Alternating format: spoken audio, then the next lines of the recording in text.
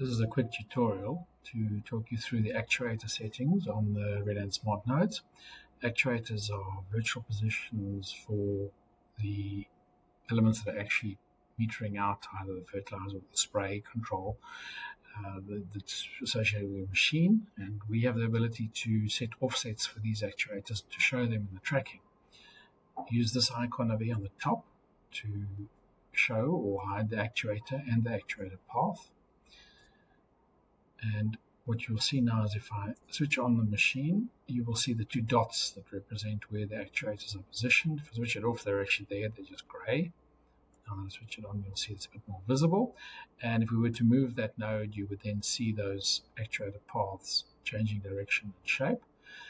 In terms of actually setting up the actuators, you need to go to your hidden menu, which is swiping the screen left to right, node options, and actuator settings. There you'll see there's a 1 and a 2. You can change the names. I've called them right and left to whatever suits you. In terms of the X offset, that's how far behind the antenna the actuator is. So the actuator would be the spray nozzles or the outlet of the spreader or the spinners, so where it's dumping the product relative to the GPS antenna. And then the Y offset is left and right. So to the left is positive.